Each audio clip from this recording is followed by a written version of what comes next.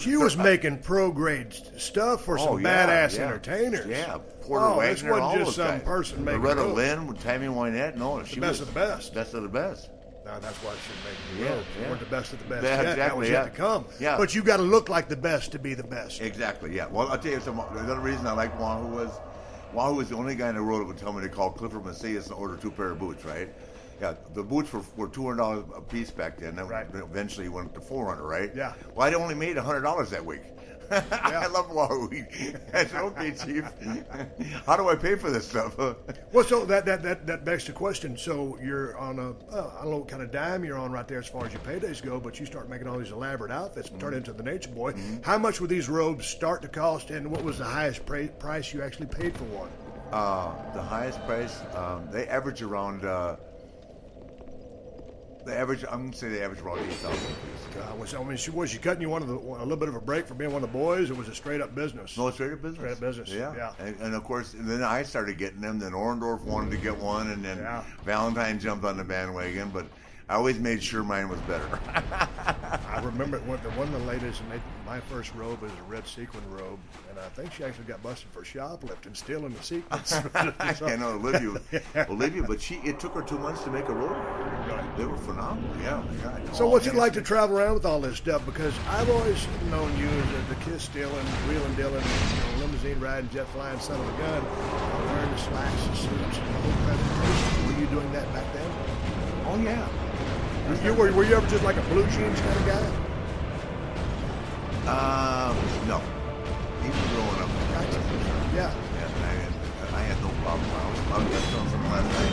I said, how much money? I said, I was spending $10,000 a month in the 80s on clothes. Yeah. I never wanted to wear the same thing twice on TV. Isn't that amazing? Yeah, I don't give a shit. I know. My wife gets on my ass. I'll go do something. She goes, no, you read that. You've already worn that shirt too many times. Yeah. But you were ahead of the curve. You're like all these people today. It's like Snoop Dogg said, I was bling for bling with bling.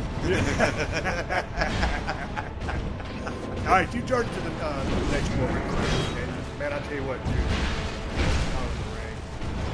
Never seen you blow up. I asked you this question last night. Let's go ahead and cover this. You never blow up. Any match I've ever seen you, been around the world with you. Yeah, we have wrestling partners. You never blow up. Well, number one, I worked out. The one thing I got from Vern was the work ethic of everything.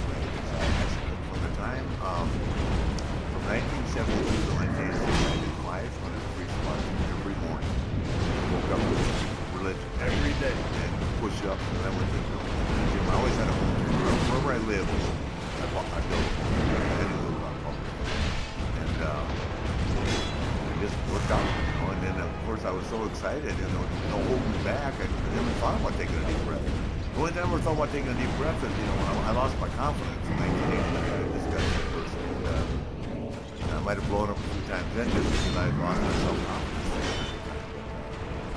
That was too hurt, trying to make me into Spartacus. So what was your? Yeah, I want to get that one, but yeah, I want to ask you a question. You've never blown up, and I've been in the ring a couple times. I got to get that rust off. I was sucking air. You know better than anybody. There's nothing worse than being in the ring and not having the oxygen. When you go on offense, make it come back and get the right heat.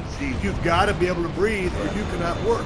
So a guy who can work like you can, what are you thinking when a guy's dragging ass and dragging you down because he can't breathe? Oh, I just couldn't make it. Right. The greatest saying of all time I've lived with my whole life. Fatigue makes cowards of us all. Right. Who said that? Fatigue makes cowards of us all. It is the truth.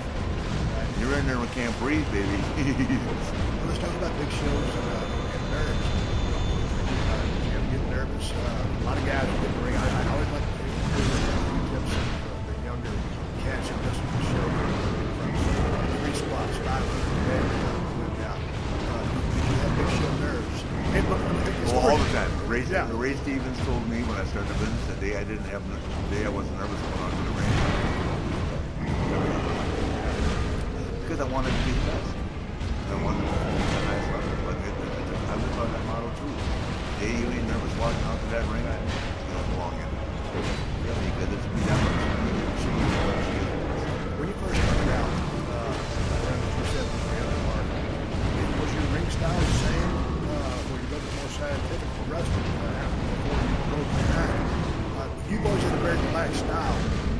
work always looks impeccable. You never see any gaps or anything. You're solid, very solid. But I noticed that you're relaxed through my eyes. Everything looks premier. Yeah. It's a pro style. So many kids these days blows guts so much that I think they blow themselves up just because they're trying to pursue. That might be the case, too, but I mean, there's so many things that are fundamentally wrong now.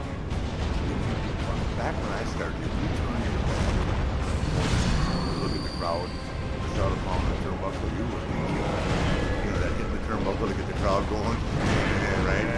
Or if you got a guy selling right, and you turn your back on him like that, or you got your brains beat out. You think I ever turn my back along him again and do something for me? You can. I learned real fast. Jesus. Why did he growing up the ring, the work style was what it was?